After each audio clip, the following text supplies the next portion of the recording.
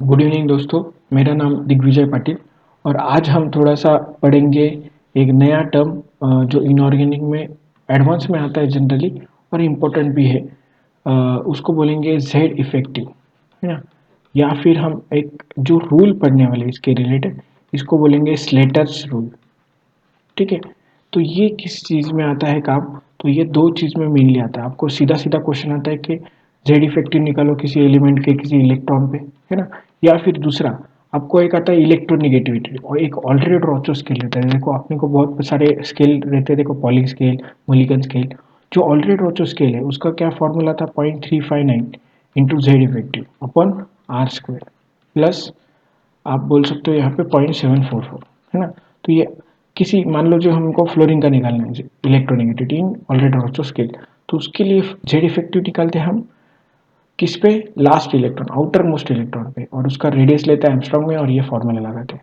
अभी आपके मन में पहले तो चल रहा होगा कि व्हाट इज जेड इफेक्टिव और ये सब क्या है ना, आप किसकी बात कर रहे हो।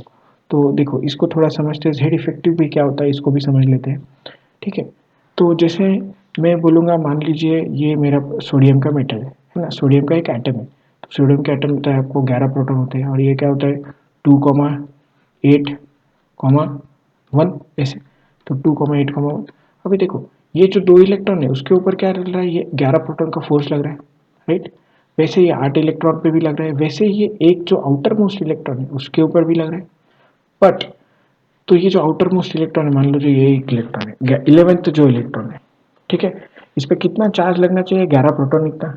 बट क्योंकि आपको पता है एक होता है शील्डिंग इफेक्ट, है ना। शील्डिंग इफेक्ट क्या होता है? देखो दोस्तों इसको थोड़ा समझते हैं। मान लीजिए यहाँ पे मैंने क्या रखा है, एक कूलर लगा दिया, ठीक है। इसके सामने जस्ट आप खड़े हो तो आपको पूरी पूरी हवा लगेगी। अभी आप कहाँ पे गए? बहुत दूर चले गए, यहाँ पे गए, ठीक है, थोड़ा सा यहाँ पे गए, अभी भी हवा लग रही है। बट अभी क्या हुआ, आपके और कूलर के बीच में, है ना, एक में आके खड़ा हो गया या कोई और दो तीन बंदे आके खड़े हुए।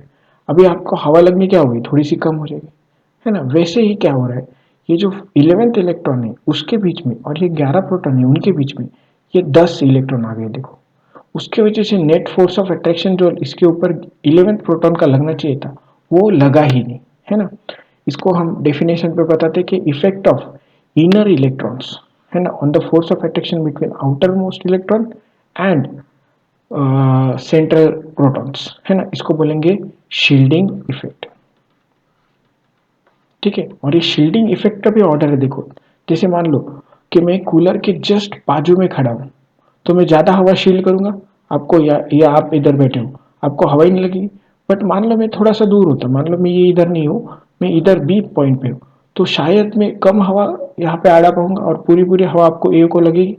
तो इसका मतलब क्या है कि जो आदमी या जो इलेक्ट्रॉन जस्ट न्यूक्लियस के बाजू में, मतलब कूलर के बाजू में, वो ज़्यादा शील कर पाएगा कंपेयर टू जो दूर है। तो आपको पता है, अपने एटॉमिक स्ट्रक्चर में भी देखा होगा, केमिकल बॉडी में भी देखा होगा, कौन से ऑर्बिटल या कौन से सबशेल्स होते हैं? एसपीडीएफ। कौन सबसे नज़दीक होता है? एस। तो एस सबसे ज़्यादा शील्डिंग करता है, उसके बाद पी, उसके बाद डी, और आपको सबको फेमस है कि एफ हैज़ पुअर शील्डिंग। तो ये सारे शील्डिंग के इफेक्ट की वजह से जो Z effective is nothing but effective nuclear charge on the particular electron कितना लग रहा है, ये हम आज निकालने वाले हैं। ठीक है, तो उसके लिए एक फॉर्मूला आता है। देखो अभी आपको ये एसपीडीएफ समझ गया, शील्डिंग इफेक्ट समझ गया, शील्डिंग इफेक्ट का फॉर्मूला समझ गया। ठीक है, शील्डिंग इफेक्ट का फॉर्मूला क्या है? The effect of force of attraction between outer electron and proton due to inner electrons, है ना। अभी बेसिकली इसको टेक्निकल भाषा में समझ लेते हैं एक्चुअली क्या हो रहा है ना। ये क्या है 2,8, ये 1। अब ये 8 जो इलेक्ट्रॉन, 8 इलेक्ट्रॉन इधर है, मान लो एक इलेक्ट्रॉन जो है 8 में से, ये क्या कर रहा है थोड़ी देर के लिए इनके और इनके बीच में आएगा, प्लस ये इलेक्ट्रॉन इसको रिपेल करेगा कि दोनों निगेटिव चार्ज, और ये इलेक्ट्रॉन को ये प्रोटॉन अट्रैक्ट कर रहा है। तो बेसिकली अट्रैक्शन इस डायरेक्शन में होना चाहिए था, बट साथ ही साथ ये इलेक्ट्रॉन ने भी इसको रिपेल किया। और ऐसा ही नहीं कि इनर ऑर्बिट के ही करेंगे। जैसे मान लीजिए मैंने अगर लिया, कौन सा, मैंने मान लीजिए मैग्नीशियम का एटम लिया होता, तो क्या होता? मैग्नीशियम का एटम आपको पता है इसका क्या होता है? 2,8,2, तो 2 एक इलेक्ट्रॉन ऐसा है। अब ये भी ये ए वाला इलेक्ट्रॉन, ये बी वाला है। ए वाले इलेक्ट्रॉन पे कितना चार्ज लगना चाहिए था, 12 प्रोटॉन का, तो नहीं लग रहा है। क्यों, इनर और इनर इलेक्ट्रॉन उसको क्या कर रहे हैं, शील्ड कर रहे हैं। साथ ही साथ ये जो बी वाला इलेक्ट्रॉन है, ए वाले इलेक्ट्रॉन को क्या कर रहा है, रिपेल। तो ए इधर अटैक हो रहा था, साथ ही साथ इधर रिपेल भी हो रहा है, तो वापस इफेक्टिव न्यूक्लियर चार्ज वापस क्या हो गया, कम हो गया। तो it is not just about the inner electrons, it is also about the electron within the shell of that particular electron. तो इसको हम बोलेंगे, निकालेंगे जेड इफेक्टिव। तो जेड इफेक्टिव निकालने का फॉर्मूला होता है, देखो, जेड माइनस सिग्मा। सिग्मा को बोलते हैं शील्डिंग कांस्टेंट, या फिर शील्डिंग कांस्टेंट, या फिर इसको स्क्रीनिंग कांस्टेंट भी बोलते हैं। देखो, इसके रिलेटेड जेई मेंस में या नीट में भी सवाल आया था एक बार कि सिग्मा का पैटर्न क्या है अलोंग द पीरियड, डाउन या डाउन द ग्रुप, ये कैसे बढ़ता है या घटता है इस तरीके से। तो इसको देखो, ये सब आएगा।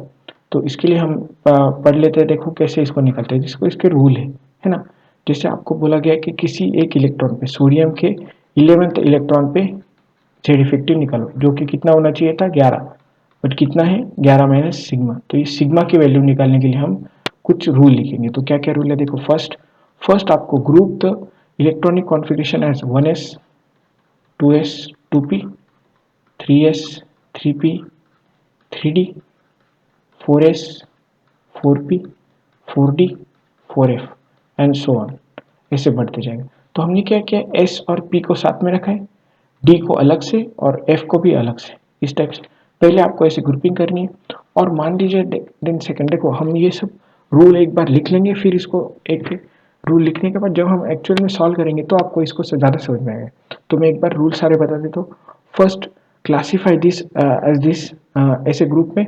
उसके बाद द कंसर्न इलेक्ट्रॉन ग्रुप, मान लीजिए हमको 3p6 वाले में निकालना था, तो इसको बोलेंगे कंसर्न इलेक्ट्रॉन ग्रुप। उसके राइट वाले को मार देंगे गोली।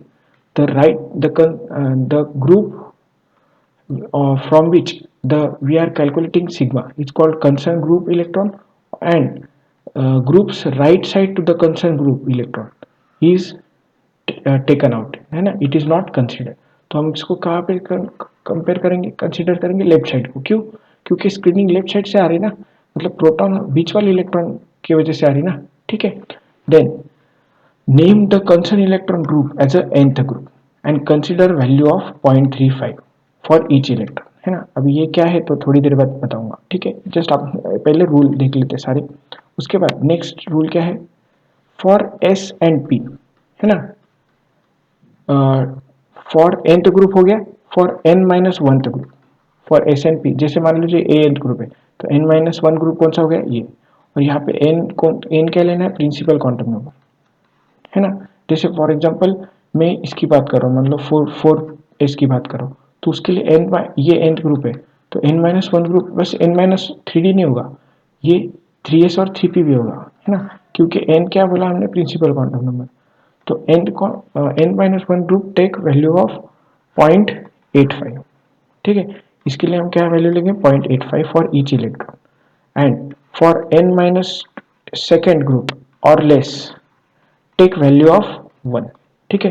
अभी इसका क्या मतलब है मैं समझाऊंगा थोड़ी देर बाद, जस्ट आप प्लीज थोड़ा सा पेशेंस रखिए, क्योंकि इसको सॉल्व करते वक्त हम समझा पाएंगे ज़्यादा। देन सेकेंड, यहाँ पे क्या है, फॉर nth ग्रुप हमने क्या लिया है, इन जनरल nth ग्रुप के लिए क्या लिया है value, 0.35। For P, sorry, for D and F, for D और एफ इसके लिए क्या लेंगे, फॉर n माइनस वन और लेस, जो भी लेफ्ट साइड के होंगे, या आप सीधा सीधा ऐसा बोल दीजिए, for left side of nth group take value of 1, सीधा 1, ठीक है। एंड इफ 1s1 या 1s2 is consider only for nth group, है ना, consider value of 0.3 in place of 0.35, है ना। 0.35 की जगह क्या लेंगे, 0.35 किसके लिए, 1s और 1s2 के लिए, ठीक है। अभी आपको कुछ भी नहीं समझा होगा, मेरे को पता है, आपने बस रूल लिखे, अभी हम सॉल्व करने लगेंगे तो आपको 2 मिनट में सब समझ जाएगा, ठीक है। जैसे हम निकालते हैं, मान लो ये सारे उड़ा देते हैं, जैसे मान लीजिए निकालते हैं हम एल्यूमिनियम के 1s2 2s2 2p6 3s2 3p6, और ये बस खत्म, बहुत आगे चले गए हम, है ना। ये किधर खत्म हो जाता है, यहाँ पे खत्म हो जाता है 3p1 पे। तो आप किसी ने बोला इसके 3p1 पे कितना जेड इफेक्टिव निकाल रहा है, लगाओ। तो आपने बोला